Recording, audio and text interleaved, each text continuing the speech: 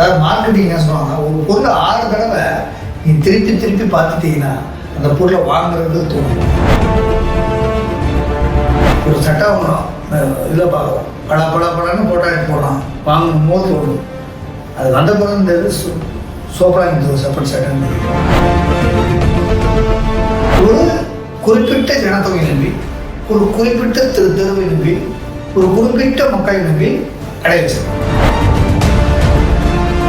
அந்த மக்களின் தேவைக்கு ஏற்ப, வசதிக்கு ஏற்ப, எதிர்பார்ப்புக்கு ஏற்ப நோகாம நூசாகும். வணிகத்தின் ஒரு மாயை, வணிகத்தின் ஒரு மந்திரம், வணிகத்தின் ஒரு கவர்ச்சி, வணிகத்தின் ஒரு திறமை.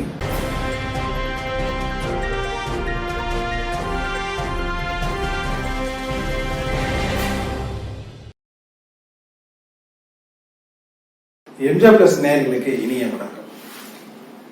ஆன்லைன் வர்த்தகம் நாளுக்கு நாள் பல்வேறு விதமான நிறைய ஒரு வேகத்தை எடுத்து முன்னேறி கொண்டு செல்கின்றது. கடந்த சில நாட்களுக்கு முன்பு பல்வேறு விதமான ஒரே நாளில் பல இடங்களில் வணிக தின நிகழ்ச்சி நடத்தினாலும் ஆன்லைன் வணிகத்துக்கு இணையாக வியாபாரிகள் தங்களை அடுத்த கட்டமாக எப்படி நிலைநிறுத்திக் கொள்ள வேண்டும், ஏன் ஆன்லைன் வணிகம், சில்லறை வணிகம் மொத்த வியாபாரத்துக்கு சவால் விடும் வகையில் எப்படியெல்லாம் மாறி தங்களுடைய ஒட்டுமொத்தமான அபரிமிதமான வளர்ச்சியை நாளுக்கு நாள் எட்டி வருகின்றது. ஏற்கனவே பார்த்தீங்கன்னா மெட்ரோ ரயில் திட்டப்பணிகளுக்கு பல்வேறு கடைகள் சென்னை உள்ளிட்ட நகரங்களில் அடைக்கப்பட்டு வணிகனுடைய வாழ்வாதாரம் என்பது சிறு குறு வியாபாரிகள் தங்களுடைய எதிர்கால நலமை முற்றிலும் பாதிக்கப்பட்டதாக கூறி வந்த நிலையில் இதையெல்லாம் ஒரு பக்கம் இருந்தாலும் இது போன்ற சிறு பாதிப்புகள் தமிழ்நாடு முழுவதுமே இருக்கின்றன. சிறு பாதிப்புகள் இருக்கின்றன, பெரிய பாதிப்பு இருக்கின்றன. இதையெல்லாம் கடந்து ஆன்லைன் வணிகம் எப்படியெல்லாம் தங்களை வீரியமாக்கி வெற்றி நடையை போட்டு வருகின்றது, அதுக்கு என்ன காரணம், அதுக்கு பின்னணியை பற்றி துல்லியமாக நமக்கு எடுத்துரைக்க காத்து கொண்டிருக்கிறார் வணிக ஆர்வலரும் மருத்துவருமான ஸ்ரீதரன். வணக்கம் சார். ஒரு மருத்துவராக அவங்களுடைய சேவை மனப்பான்மை ஒரு பக்கம் இருந்தாலும் மருத்துவ உபகரணங்கள், மருந்து மாத்திரைகள், அதில் வணிக சம்பந்தமான விஷயங்களை உள்ளடக்கக்கூடிய விஷயம். அதில் மாற்றுக்கிறது நீங்கள் தன்னலமற்ற மருத்துவ சேவை செய்தாலும் சார்ந்து தொழில்நுட்ப உபகரணங்கள்லாம் பார்த்தீங்கன்னா இது வணிக சம்பந்தப்பட்ட விஷயம். அதுக்கு மருந்து வணிகம் கூட தனியாக ஒரு சங்கங்கள்லாம் வச்சு நடத்திட்டு இருக்காங்க. இதெல்லாம் ஒரு பக்கம் இருந்தாலும் ஆன்லைன் வணிகத்தை பார்த்தீங்கன்னா நல்ல மெடிக்கல் ஷாப்புக்கு போய் தான் நம்ம மாத்திரையாக வாங்கிட்டு இருக்கோம். இப்போ பார்த்தீங்கன்னா இந்த மாத்திரை இந்த இடத்துக்கு ஆர்டர் பண்ணி சொன்னால் டோர் டெலிவரியாக கொடுத்துருக்கு அந்த நிலையம். இதில் பார்த்தீங்கன்னா சில்லறை வணிகர்கள், உதாரணத்தை நான் சொன்னேன் மெடிக்கல் பற்றி, சில்லறை வணிகர்கள் அவர்களுக்கு சவால் விடும் வகையாக ஆன்லைன் வர்த்தகம் நாளுக்கு நாள் ரொம்ப உச்சத்தை நோக்கி போயிட்டு இருக்கு. இதுக்கு உண்மையான காரணங்கள் அதாவது பார்த்தீங்கன்னா விலை குறைவு மட்டும்தானா, இல்லை வேறு விதமான காரணங்கள் இருக்கின்றன? நல்ல கேள்வி. அதாவது விலை குறைவு மட்டுமல்ல, அசோசியேட்டட் ஃபேக்டர்ஸ் சொல்லுவாங்க. இது என்னென்ன பிரச்சனை இருக்குன்னா விலை மட்டுமல்ல. அதாவது நான் இன்னைக்கு ஒரு வேலை பார்த்துட்டு இருக்கேன், நான் போய் ஒரு பாக்கெட் பால் வாங்கிட்டு வரணும் அப்படின்னா இப்போ நான் போய் அந்த பர்ஸை காசை எடுத்து வெளியே செருப்பு போட்டு கதவடைச்சிட்டு வெளியே சைக்கிள் எடுத்துகிட்டு போய் அங்கே வாங்கிட்டு வரணும்ல, நான் ஒர்க் பண்ண போகல, நான் உட்காந்துட்டே வேலையை பார்த்துக்கிட்டேன், ஒரு ஃபோன் பண்ணி வர சொல்லிட்டேன். அப்போ எனக்கு 2 பர்பஸ் வருது. வேலையும் நடந்துக்குது, என்னுடைய தேவையான பொருளும் வந்துடுது.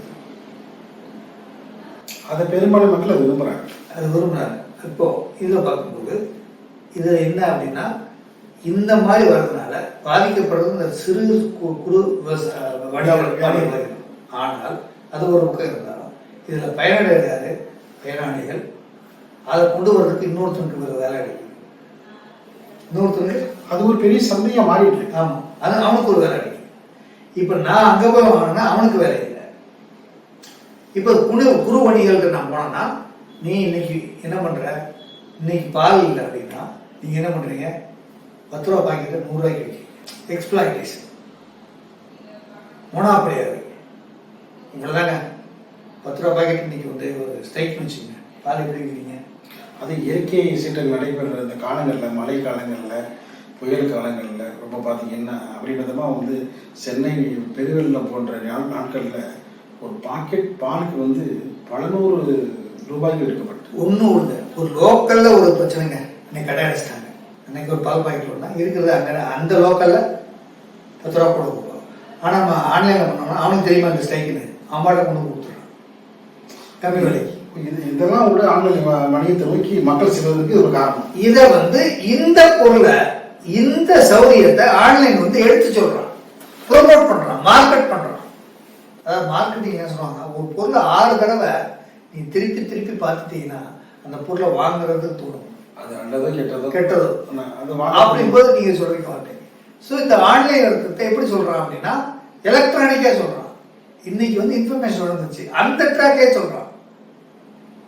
ரீல்ஸே வருது சார், அந்த ரீல்ஸ் வருது. இப்போ சிறு பொதுத்துறை எல்லாம் என்ன நினைச்சாங்கன்னா, மைக் போட்டு பேசி 100 ரூபாய்க்கு 4 தக்காளி, 50 ரூபாய்க்கு 2 கிலோ, 10 ரூபாய்க்கு இந்த இத்தனை மயில் இப்படின்னு பேச ஆரம்பிச்சிட்டாங்களே சார். தீபாவளி பொங்கலுக்கு ஒவ்வொரு ஊர்லேயும் பார்த்தீங்கன்னா வர்த்தக விளம்பரம் வச்சு நடத்துவோம். அப்படின்னு பார்த்தீங்கன்னா ஒரு கடைகள்லையும் பார்த்தீங்கன்னா சில்லறை கடைகள், பெரு கடைகள்லாம் வந்துங்க ஒரு மைக்கை கட்டி பேசுறது. இதுதான் வந்து ஒரு வணிகத்தை வந்து ப்ரொமோட் பண்ணுறதுக்கான விஷயமா முதல்ல வந்து ஒரு 30-40 வருஷம் இப்படி பார்த்தீங்கன்னா இதாக இருக்கும். அதுக்கு பிறகு பார்த்தீங்கன்னா வசந்தன் வேற மாதிரியா வந்து என்ன பண்ணாருன்னா ஒரு தொலைக்காட்சி நிகழ்ச்சி வழியாக வந்து அவர் வந்து வந்தார். அதுதான் வந்து மிகப்பெரிய வந்து ஒரு அப்போ இது எல்லாமே வணிகத்துடைய யுத்திகள், டெவலப்மெண்ட், அதாவது வளர்ச்சி. மார்க்கெட்டை எப்படி பண்றது? ஒரு வியாபாரத்திற்கு மார்க்கெட்டிங் முக்கியம். அந்த பொருளை வாங்குறதுக்கு உண்டான அந்த அந்த அந்த தூண்டுதலை உண்டாக்குறது தான் என்னுடைய வேலை. இதை வந்து யார் செய்தா? ஆன்லைன் வர்த்தகம் செஞ்சிருது. ஆனால் நீங்கள் ஒரு சிறு ஊருன்னா நீங்கள் ஒரு கடையை போட்டு அங்கே எல்லா பொருளையும் போட்டு காலையில் ஒரு 6 மணி இருந்து நைட் 12 மணிக்கு உட்காந்துருக்கீங்க. அங்கே எங்கே போனாலும் கடையில் அந்த பொருள் இருக்குப்பா, ஆள் இருக்குமா, அது ரைட்டு. ஆனால் உங்களுக்கு மார்க்கெட்டிங் நான் வந்து வாங்கி நான் சொன்னாதான். அவங்களுக்கு அப்படி கிடையாது. அவங்க மார்க்கெட் பண்ணுறாங்க. ஃபஸ்ட்டு கொஞ்சமாச்சு மார்க்கெட்டை பெருசாக பண்ணுறாங்க. அது பிரமிக்க வைக்கிற அளவுக்கு பிரபலப்படுத்துறாங்க. அப்போ உங்களுக்கு வந்து ஒரு இன்ட்யூஷன், அதாவது வாங்கக்கூடிய ஒரு உணர்ச்சியை தூண்டுறாங்க. ஸோ இது சயின்டிஃபிக், இது வந்து விஞ்ஞான, அதாவது வணிக வளர்ச்சி. இந்த வளர்ச்சியை நீங்கள் கமிட் பண்ணோம்னா இது குறை சொல்றதை விட இது இன்றியமையாததுன்னு நீங்கள் புரிஞ்சுக்கணும். ஏன்னா இன்னைக்கு ஒரு ஜொமேட்டோ எடுத்துக்கோங்க, எத்தனை பேர் வேலை செய்கிறாங்க. என்கிட்ட ஒரு இந்த வீடு கட்டும்போது ஒரு விவாதம், மேசன் வந்துட்டு இருந்தான். 1 மாதம் வேலை இருந்தான். அப்புறம் 10 நாள் கழிச்சு நான் நிறுத்திட்டேன் கட்டடத்தை. திருப்பி இப்போ 10 நாளுங்கிறது இன்னொரு 10 நாள் 20 நாள் ஆச்சு. 20 நாள் கூப்பிடும்போது அவன் என்ன சொல்றான்னா, சார் நான் இப்போ அந்த மேசன் பார்க்கறதில்ல. என்னப்பாச்சு அப்படின்னா, நான் ஜொமேட்டோவில் வைக்கிறேன், அங்கே போய்ட்டு ஒரு பணியை போட்டுவான். அவங்க விட்டுட்டாங்க. ஒரு வாரத்துக்கு நல்ல வந்து தொகை அவங்களுக்கு, அதாவது ஒரு பரவாயில்ல போட்டுதான் அப்படியே நிரந்தரமாக ஒரு இதாக இருக்கு, ஒரு ஸ்டேட்டஸ் இருக்கு, ஒரு பைக் இருக்கு, ஒரு யூனிஃபார்ம் இருக்கு, ஒரு 4 பேர் எடுத்து பார்க்குறோம். இங்கே வெயிலுக்குள்ள அந்த சிமெண்ட்டுக்குள்ள அது பார்க்குறோம். எல்லாம் கம்பேர் பண்ணி பார்க்குறேன். எல்லாம் கழிச்சு பார்ப்போம் என்ன இருக்குது. இங்கே 10 நாள் வேலை கிடைக்குது, 1 வாரம் வேலை கிடைக்கல. இதெல்லாம் கணக்கு போகும்போது சரி ஓகே, வேலை நிஜமாக ஆஃபீஸ் போனோமா சாயங்காலம் அந்த மாதிரி இருக்கு. இதெல்லாம் பார்த்தா மனசுக்கும் கொஞ்சம் உடம்புலாம் குறையுது அப்படின்னு சொல்லி ஸோ இதையும் பார்க்குறாங்க. ஸோ இது எல்லாமே உன்னுடைய சௌகரியத்திலிருந்து, உன்னுடைய நேரத்திலிருந்து எல்லாத்தையுமே அவன் வந்து கணக்கு பண்ணி அதை காசாக்குறான். அதனால ஆன்லைன் மொத்தம் வந்து ஒரு சட்டை வாங்குறோம், இதில் பார்க்குறோம், பழன்னு போட்டோ எடுத்து போடுறான், வாங்கணும் மோத்து ஓடுது. அது வந்த பிறகு இந்த சோப்பரா இந்த ஒரு செப்பரேட் சட்டம் தெரியுது. அந்த போட்டு சில நிகழ்வு நடக்குது இது. ஆனால் நீங்கள் நேராக போய் பார்த்தீங்கன்னா 10 தடவை பிரிக்கி நேராக பார்த்து பார்க்கலாம். ஆனால் நீங்கள் என்ன பண்ணுறீங்க, தீபாவளிக்கு ஒரு ரேட்டு போடுறீங்க, தீபாவளி இல்லாத ஒரு ரேட்டு போடுறீங்க. அப்படிங்கும்போது உங்களுக்கு சரி இந்த கடை கொஞ்சம் விலை ஜாஸ்தி, உங்களை விட்டு இன்னொரு கடைக்கு போக முடியும். 4 கடைக்கு போகும்போது உங்களுக்கு டைம் என்ன ஆகுது? ஆனால் இது இப்படி எத்தனையோ விதமான ஆன்லைன் வந்த நிறுவனங்கள் வந்தாலும் சார், ஆனால் பண்டிகை காலங்களில் பார்த்தீங்கன்னா ரங்கநாதன் திருவிழா போகவே முடியல சார். அது வந்து என்னன்னா, அதுவும் அப்படிதான், அது ஒரு கைண்ட் ஆஃப் மார்க்கெட்டிங் தான். அதாவது என்ன, அதுவும் எங்கேயும் ஒரு மறுபடியும் என்ன ஒரு இது இருந்தாலும் நீங்க இந்த அங்கனாந்தாரில் போய் சட்டை வாங்கி போட்டா தான் உங்களுக்கு திருப்தி. அது ஒரு வியாபார யுக்தி, மக்களுடைய மனநிலை. ஸோ மக்களுடைய, அதாவது அதான் மார்க்கெட்டிங் ஸ்ட்ராட்டஜி. வணிகத்தின் ஒரு மாயை, வணிகத்தின் ஒரு மந்திரம், வணிகத்தின் ஒரு கவர்ச்சி, வணிகத்தின் ஒரு திறமை தந்திரம் கூட சொல்லலாம். ஆமாம். அதனால வந்து அதான் என்ன, ஒரு என்ன கொடுத்தா அதை எப்படி விற்கிறது, எதை கொடுத்தாலும் வித்துடலாம் அப்படிங்கிற ஒரு. ஸோ இது வந்து சயின்டிஃபிக் காலங்கள் மாறும்போது விஞ்ஞான வளர்ச்சின்னு ஒரு பகுதியாக தான் பார்க்க முடியும். விஞ்ஞான வளர்ச்சியோட தொழில்நுட்ப வளர்ச்சியோட இன்ஃபர்மேஷன் தொலைத்தொடர்பு வளர்ச்சி, அதனுடைய வெளிப்பாடு, அதனுடைய இதுதான் இது சொன்னா அதனுடைய பங்களிப்போட தான் வந்து வணிகம் வந்து ஆன்லைன் வணிகம் வந்து இது பொழுது போட்டிகளுக்கு மத்தியிலையும் பார்த்தீங்கன்னா இந்த அளவுக்கு தன்னுடைய ஒவ்வொரு நிறுவனமும் செயலாற்றுகிறது. இதுக்கு சவால் இருக்குல்ல சார், இந்த ஒரு சவால், அது ஆன்லைன் வணிகம் ஏற்படுத்தியிருக்கிற இந்த சவால்களை சிறு வணிகர்கள், பெரிய வணிகர்கள், அதாவது பார்த்தீங்கன்னா நடுத்தர வணிகர்கள், இவங்க 3 பேரும் இணைந்து எப்படிங்களே எதிர்கொள்ள முடியும்? அதாவது என்னன்னா நல்ல கேள்வி. அதாவது ஒரு சிறிய வணிகர்கள் வந்து எனக்கு ஒரு இன்னைக்கு ஒரு 5 லட்சம் ரூபாய், எனக்கு 1 லட்ச ரூபாய்க்கு சரக்கு போடணும் என் கடைக்கு, என் கடை பூரா அடைச்சிடும் 1 லட்ச ரூபாய் சரக்கு போட்டா. ஆனால் அந்த 1 லட்சத்தை நான் தான் கடை வாங்கி வட்டிக்கு வாங்கி அந்த கடை வந்து சரக்கு வாங்கி போடணும். பெரிய வணிகத்தில் என்னன்னா, நீங்க சரக்கே போட வேண்டியதில்லை, அவனே கொண்டு கொடுத்து 1 மாசம் கழிச்சு வாங்கி போறாரு, அவன் கொண்டு போடுறான். அப்ப சிறு குறு வியாபாரிகள் ஒரு குறிப்பிட்ட ஜனத்தொகை நம்பி, ஒரு குறிப்பிட்ட தெருவை நம்பி, ஒரு குறிப்பிட்ட மக்களை நம்பி கடை வச்சிருக்காங்க. இன்னைக்கு 50 பேர் வந்தா போதுவா, அப்படிதான் கணக்கு போடுறாங்க. நடைபாதை வியாபாரிகள் முத கொண்டு இன்னைக்கு பெரிய கடை வியாபாரிகள் வரை இன்னைக்கு வந்து ஒரு 50 பேர் வந்து நமக்கு வியாபாரம் பண்ணிட்டாங்கன்னா, 50 பேர் இருந்தாலும் கூட இன்னைக்கு வாடகை இல்லை நம்ம குடும்பத்துக்கு லாபம் இதெல்லாம் நஷ்டம் பார்க்குறாங்க. ஸோ எகைன் போது நீங்கள் சின்ன மீனை போட்டு தான் பெரிய மீன் பிடிக்கணும் அப்படிங்கிற நிலம் போது இந்த சின்ன மீனையும் எப்படி அழகாக போடுறது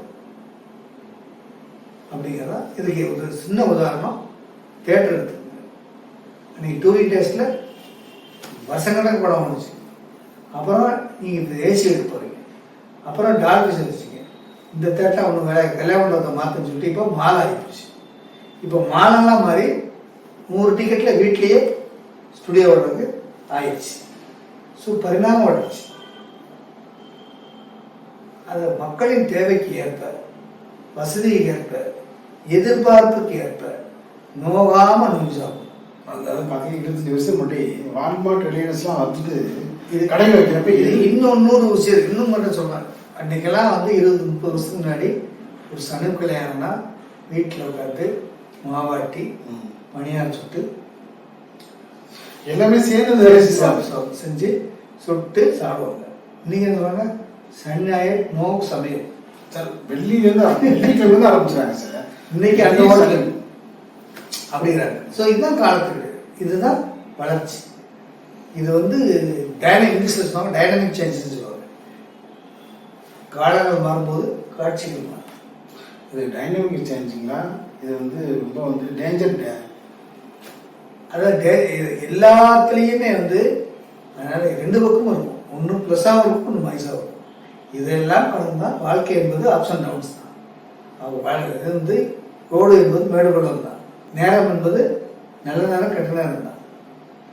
ஆனால் எல்லாருமே இருந்துச்சு. அதெல்லாம் தனித்தம். ஒவ்வொரு நேரத்தையும் முதல்ல சீடி பார்த்துட்டு இருந்தோம். முதல்ல வந்து ஒரு படம் கேட்டோம், அப்புறம் கேசட் கேட்டோம், அப்புறம் சிடி கேட்டோம், அப்புறம் டிவிடி கேட்டோம். இப்போ ஃபோனில் கேட்கணும். இப்படிதான் ஒன்று போகும்போது இதெல்லாம் கடந்து போகுது. அப்பப்போ அது இருக்கும்போது இந்த இதில் ஒரு படபடப்பும் ஒரு தடுமாட்டமும் ஒரு ஆழமும் இருக்குதுன்னு சொல்லணும். பட் இதெல்லாம் வாழ்க்கையில போயிட்டு இருக்குது. கடவுள் என்ன சொல்ல போனால் நெருப்பாற்றில் நீந்த வேண்டும். எல்லா துறைக்கும் போகுது. எல்லா துறைக்கும் எல்லாருக்கும் வந்து எல்லாருக்கும் இது சிறிய வணிகர்களுக்கு மட்டும் அது பொருந்தாது, எல்லாருக்கும். இப்போ பிரேசில், கியூபா போன்ற நாடுகளில் விவசாயிகள் வந்து தாங்கள் விளைவிக்கின்ற பொருளை அவங்களே சந்தைப்படுத்தி அவங்களே வந்து விற்பனை செய்து கொடுக்கலாம். இந்த போன்ற நாடுகளில் நிறைய நாடுகள் மேலை நாடுகள் அப்படி இருக்கு. ஆனால் இங்கே பார்த்தீங்கன்னு வச்சுக்கோங்க, விவசாயிகள் வந்து உற்பத்தி மட்டும்தான் செய்யணும். இந்த ஒரு பாயிண்ட மட்டும் சரி பண்ணாலே பாதி, அதாவது இங்க இருந்து அந்த விற்கிற வரைக்கும் இந்த கமிஷன் இடப்பட்ட தரகர்கள் இருக்கு இல்லையா, இதுல தான் அந்த விவசாயம் பாதிக்கப்படுறான், அந்த கஸ்டமரும் பாதிக்கப்படுறாங்க. இந்த இடைத்தரகர்கள் செயினை வந்து பிரேக் பண்ணி அதை நிறைவேறப்படுத்தினாலே எல்லா பிரச்சனையும் தீர்வு. எல்லா பிரச்சனையும் இது பண்ணாலே இந்த சிறு குறு வணிகர்களுடைய பிரச்சனையும் தீரும். அவங்க என்ன ஆன்லைன் பண்ணாலும் இவங்களுடைய கஷ்டங்கள் பாதிப்பு உண்டாக்குது. காரணமே இதுதான். நீங்க 5 ரூபாய்க்கு விற்கிறீங்க தர்பூசணி கூட 10 ரூபாய்க்கு வெளியே கொண்டுறீங்க. வெளியே வந்து நீங்க விற்கும்போது அவனுக்கு என்ன நினைக்கிறது? இந்த தர்பூசணி எந்த காலத்தையும் இல்லாத அளவுக்கு இந்த முறை தான் பார்த்தீங்கன்னா 10 ரூபாய். அதாவது ஏற்கனவே வந்து விவசாயி, தர்பூசணி விவசாயி எல்லாத்தையுமே இழந்துட்டு நிற்கதியே நிற்கிறான். அவர்களுடைய வந்து விலை வந்து 10 ரூபாய் என்றால் வேறு எந்த பொருளை வேலை பாய்ச்சிருந்தாங்க. அவர்களுக்கு ஒரு தீர்வு வந்து அரசு சொல்ல வேணாமா? அதான் சுருக்கமா சொல்றேன். அதாவது ஆளுகின்ற ஆட்சியாளர்கள் எது நலிவடைந்த தொழில், எங்கே வியாபாரம் நலிவடைந்திருக்கிறது, எந்த வியாபாரிகள் பாதிக்கப்படுகிறார்கள், எங்கே பதுக்கல் ஒதுக்கல் நடக்கிறது, அங்க எப்படி அதை சரி பண்றது, விவசாயிக்கும் கன்சியூமருக்கும் நுகர்வோருக்கும் விவசாயிக்கும் உள்ள இடைவெளியை எப்படி நேருக்கு நேரம் டைரக்ட் பண்றது, இடைத்தரகர்கள் பதுக்கி வச்சு இப்போ ஒரு பூண்டுன்னா இன்னைக்கு 100 ரூபானா அதை பதுக்கி வச்சு அடுத்த மாதம் 300 ரூபாய்க்கு விற்கிறது. இது எப்படி தடுக்கும்? அப்புறம் முறைப்படுத்துது. இந்த மாதிரி பண்றவங்களுக்கு 10 டைம்ஸ் போடணும், ஃபைன் போடணும். இந்த மாதிரி குறுக்கோழி செயல்களுக்கு 4 மடங்கு 5 மடங்கு வரியை பனிஷ்மெண்ட் வரியை போட்டு முறைப்படுத்தும். 10 ரூபாய்க்கு விற்பனை ஆனா விவசாயில இருந்து எவ்வளவு வாங்குவாங்க? 2 ரூபாய் இல்ல 3 ரூபாய் வாங்குவாங்க. அப்ப என்ன பண்ணுவோம்? அந்த விவசாயிகள் என்ன நினைக்கும்? ஒண்ணுமே காடு விளைஞ்ச மிச்சம், நம்ம கையும் காலத்துல மிச்சம் நிறையா அதை என்ஷூர் பண்ணணும். நீ விளையவர்களுக்கு இப்போ 1 ரூபா வேணா விளையவர்களுக்கு 25 பைசா, முதல் போடுறவங்களுக்கு 25 பைசா, விற்கிறது 25 பைசா, நுகர்வோருக்கு 25 பைசா, இப்படி பரவாயில்ல. இது கொண்டு ஒரு இக்கட்டான சூழல்ல சார்.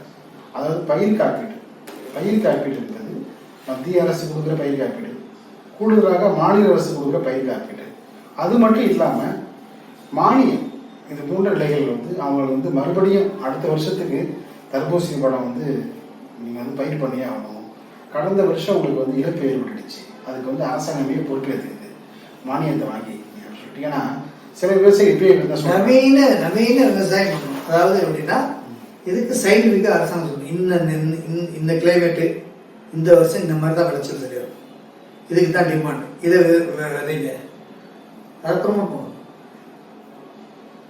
இதை ப்ரமோட் பண்ணணும், இதை செய்யுங்க, இதை செஞ்சீங்கன்னா இவ்வளோ லாபம், இதை செஞ்சா உங்களுக்கு நஷ்டம் சொல்லுங்க, அதை செய்யுங்க. எப்படி 2 பேர் குழந்தை பிறந்தா தான் ஃபேமிலி பிளானிங் பண்ணாங்கல்ல, திட்டமிட்டு தான் பண்ணாங்க. திட்டமிடல் தான், திட்டமிடல், செயல்படுத்துதல், எதிர்நோக்குதல், இதுதான் இதுக்கு தேவை. நல்ல ஒரு ஆக்கப்பூர்வமான பணிகளுக்கு மத்தியிலையும் ஒரு பொறுப்புணர்வோடு ஒரு இந்த தர்பூசணி விஷயம் மட்டும் இல்லை, ஆன்லைன் மேட்டருக்கு ரொம்ப நிறைய தேர்வு சொல்லியிருக்கீங்க. நிகழ்ச்சிக்கு பங்கேற்று நிறைய கருத்துக்கள் தெரிவித்து இதயம் கிடையாது இணைய எம்ஜிஆர் பிளஸ் சேனலை தொடர்ந்து பாருங்கள், கருத்துக்களை தெரிவிங்கள், பகிருங்கள். எம்ஜிஆர் பிளஸ், எம்ஜிஆர் உடைய பெயர் எப்படிலாம் வந்து ஒரு சக்தியாக, ஒரு தாரக மந்திரமாக எப்படி விளங்கி வருகிறதோ அதே ஒரு எம்ஜிஆர் பிளஸ் சேனலும் மெல்ல மெல்ல மக்கள் மனதில் முத்திரை பதிக்கும் என்று நம்பிக்கையுடன் நன்றி, வணக்கம்.